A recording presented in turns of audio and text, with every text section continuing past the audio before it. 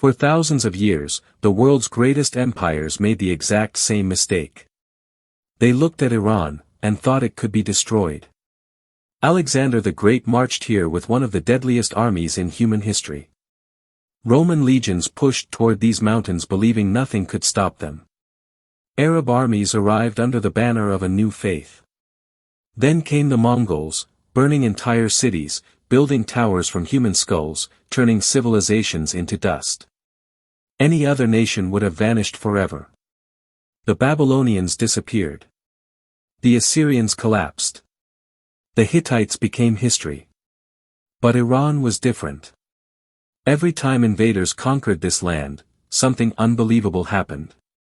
A few decades later, the conquerors themselves began speaking Persian, wearing Persian clothes, ruling through Persian traditions, and building Persian cities.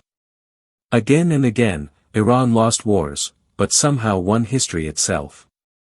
How did one civilization survive for more than 5,000 years while entire empires vanished around it? Why did every conqueror eventually become part of Persia instead of destroying it? And how did Persia, one of the most legendary names in human history, transform into the modern nation called Iran? This is the story of the civilization that reshaped empires, changed religion forever, invented the modern concept of time, and mastered the art of surviving the impossible. To understand Iran, we need to travel back far beyond the rise of Greece or Rome. Most people are taught that civilization began only in Mesopotamia or Egypt. But hidden behind the deserts and mountains of the Iranian plateau lies one of the oldest human stories ever discovered. Long before famous kingdoms appeared in Europe, advanced settlements were already rising across these lands. Archaeologists uncovered massive ancient sites here dating back nearly 7,000 years. Sophisticated pottery, urban planning, temples, and trade networks prove that one of humanity's earliest civilizations evolved right here beside Mesopotamia and China. One of the first great powers of this region was Elam, a kingdom centered in the southwest of modern Iran. Its capital, Susa, became one of the oldest continuously inhabited cities on earth. The Elamites were not weak tribes hidden in the mountains. They were powerful enough to challenge Mesopotamia itself. And then something happened that quietly changed world history forever. Around the 23rd century BC, war erupted between Elam and the Achaemenid Empire. But instead of endless destruction, both sides signed a formal written agreement. What historians discovered was shocking. This may have been the first documented international treaty in human history. Long before the United Nations, before Rome, before democracy, the foundations of diplomacy were already emerging on Iranian soil. But the people we call Iranians today arrived later. Between 2000 and 1500 BC, Indo-European tribes began migrating into this region from the north. They came from the vast steppes of Central Asia and the Caucasus. These tribes called themselves Aryans, meaning noble people. They named their homeland Aryanan, the land of the Aryans. Over centuries, that name slowly evolved into the word we know today: Iran. These tribes mixed with older civilizations and eventually formed powerful groups like the Medes and the Persians. But Iran's greatest weapon was never its army. It was ideology. Long before Christianity or Islam existed, a revolutionary belief system emerged here that completely transformed how humans understood existence itself. Zoroastrianism. According to this faith, life was not random. History was not an endless cycle. The universe was a battlefield between two eternal forces: light and darkness, truth and lies, order and chaos. For the first time in human history, time itself became linear. The world had a beginning, and one day it would face a final judgment. This idea would later spread into Judaism, Christianity, and Islam, influencing billions of people for thousands of years. Iran didn't just build empires. It changed how humanity imagined reality itself. Then, in 550 BC, a man appeared who would reshape the ancient world forever. Cyrus the Great. Half Persian and half Mede, Cyrus united the Iranian tribes and founded what historians call the first true superpower in human history, the Achaemenid Empire. Unlike most conquerors, Cyrus ruled differently. He did not burn every city he captured. He respected local religions. He allowed conquered nations to keep their traditions. When Babylon fell to the Persians, Cyrus freed thousands of enslaved Jews and allowed them to return home. Even today, many historians consider him one of the first rulers to promote human rights and religious tolerance. Under his successor Darius the Great, Persia expanded from Egypt to the Indus Valley. Nearly half the world's population lived under Persian rule. The empire built royal highways, advanced postal systems, massive cities, and one of the most sophisticated bureaucracies the ancient world had ever seen. But greatness attracts enemies. And eventually Persia faced the rising powers of Greece. Modern movies often portray the greco-persian wars as a heroic victory where tiny Greece defeated a monstrous empire. Reality was far more complicated.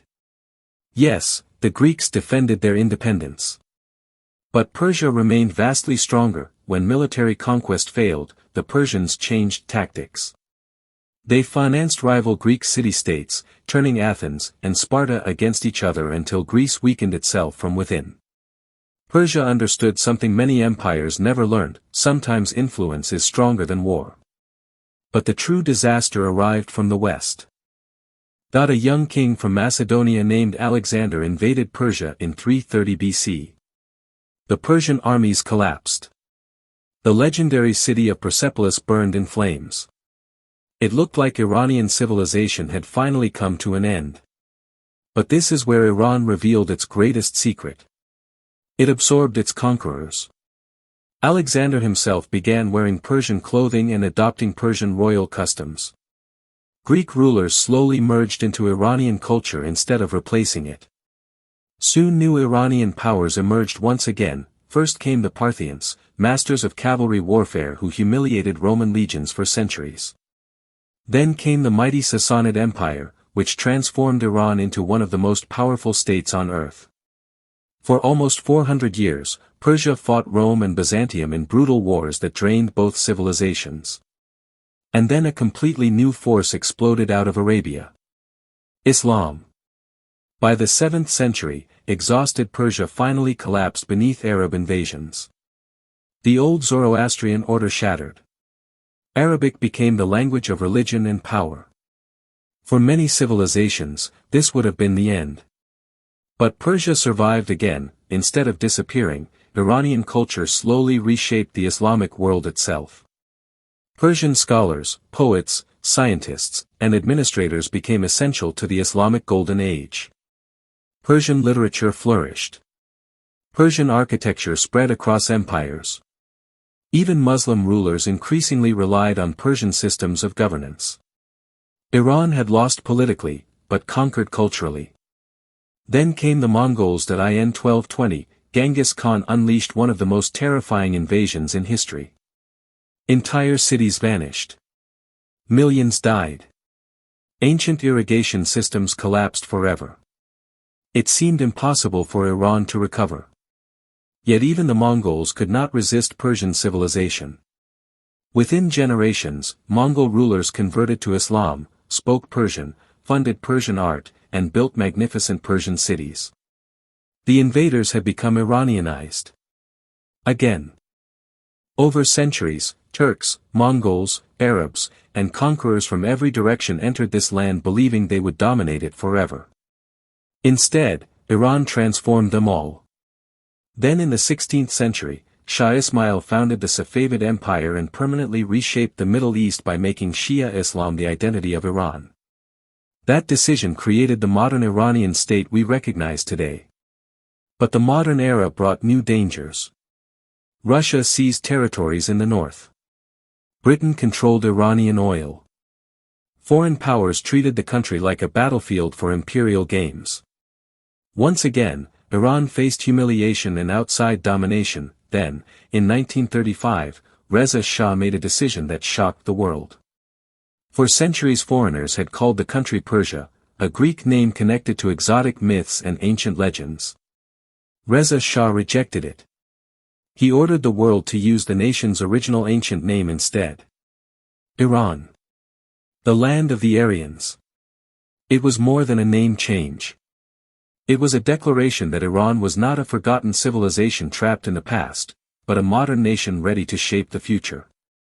Then came the Islamic Revolution of 1979 that the monarchy collapsed. Iran transformed into a theocratic republic.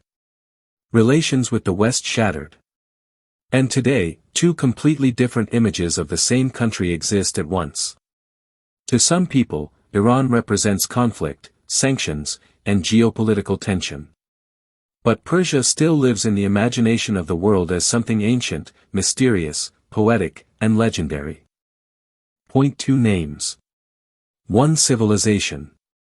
And behind both names stands a culture that mastered survival better than almost any society in human history. Because Iran discovered something extraordinary long ago. Empires can destroy cities. They can overthrow kings. They can burn palaces to the ground. But destroying a civilization's identity is far harder. For more than 5,000 years, Iran survived every invasion, every collapse, and every empire that tried to erase it. And perhaps its greatest battle is still happening today. Not on a battlefield, but in the struggle over how the world remembers it.